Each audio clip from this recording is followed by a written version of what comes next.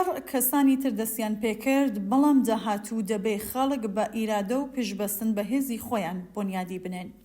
ڕۆژی شەمە نۆیەمین ڕۆژی مانگی ڕەشەمە ئەوەی بۆ ماوەی چەندین هەفتە لە پشپەردەی دیپلۆماسی و هەڕەشە و دانوستاندا شاردرابووەوە بە یەکجاری خۆی نیشاندا. هێزەکانی ئەمریکا و ئیسرائیل بە شێوەیەکی هاوکات هێرشیان کردە سەر ئێران و شەڕێک دەستی پێکردکە بۆ زۆر کەس پێشبینی کراو بوو، بەڵام هەمووان تا کۆتا ساتەکان هیوادار بوون کە ڕەنگە ڕێگێکی باشتر لە شەڕ بدۆزرێتەوە. چەند خولێکی دانوستان لە نێوان کۆماری ئیسلامی و دەوڵەتی ئەمریکا بێ ئەنجام کۆتایی هات و لایەنەکان ئامادە نەبوون لە هەڵوێستەکانی خۆیان پاشەکشە بکەن.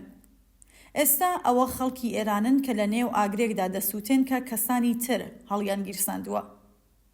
سەبارەت بە شیکردنەوەی زەمینەکانی ئەم شەڕا قسەی زۆر کراوە، لە بەرژەوەندیە ژئۆپۆلیتیکەکانەوە بگرە تا کێپەرکێ ناوچەیەکان و ئامانجە ئابووری و استراتیژیەکانی هەرکام لەلایەنەکان.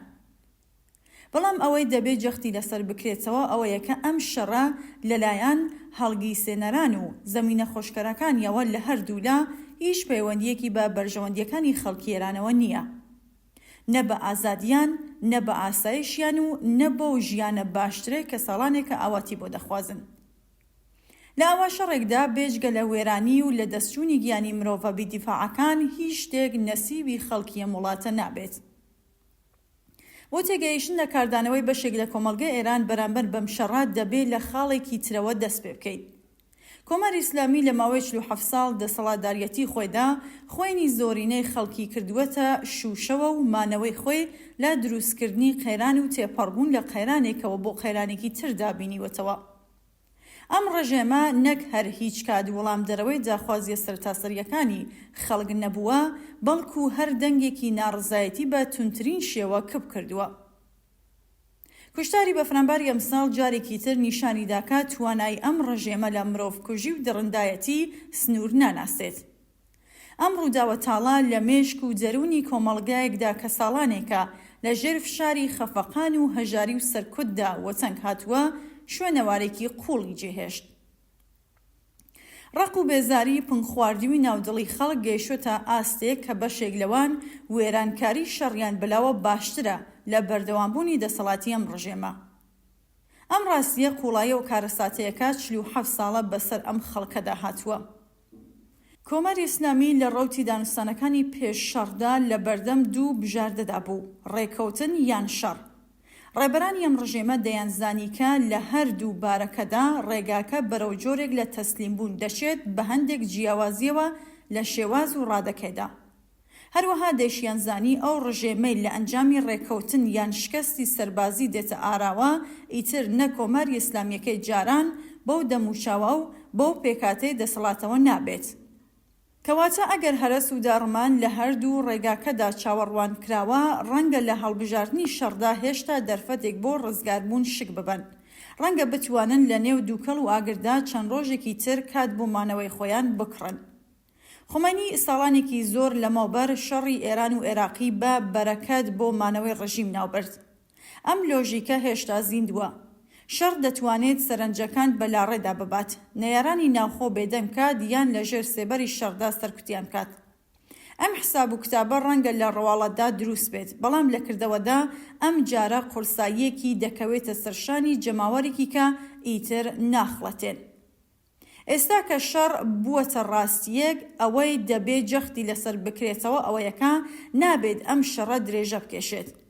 ئەو ژیانە کۆڵەمەرگێ کە خەڵکی ئێران بەبێ شەڕیش دەست و پەنجەیان لەگەڵ نەرم دەکرد نابێت ببێتە ژیانێکی لەوە تاڵ و تاقەت پڕوکێنتر. هەر ڕۆژێک کە شەڕ بەردەوام بێت ماڵێک وێران دەبێت، گیانێک دەستێنرێت و هیوایەک دەکوژێتەوە. شەڕی کورتخایەن هەرچەندە بە هەموو ئازار و تێشوەکانیەوە دەتوانێت دەرفەتێک بێت، دەرفەتێک بۆ ئەو خەڵکەی دوای شەڕ بە خۆیان دابێنەوە جێگرەوەی خۆیان دروست بکەن و داهاتوو بە هێزی وشیاری و ڕێکخراوەی و خەباتی خۆیان دیاری بکەن. ئەم جێگرەوەیە لە ئاسمانەوە نازڵ نابێت و لەلایەن هیچ هێزێکی دەرەکیەوە وەک دیاری پێشکەش ناکرێت، بەڵکو دەبێت لە ناخی خەڵکەوە هەڵقڵێت. لەو ڕۆژانەی کە شەڕ بەردەوامە گرنگترین شتێکی کە دەبێت جەختی لەسەر بکرێتەوە بریتیە لە هاوپشتی و بەهێزکردنی پەیوەندیە مرۆڤیەکان.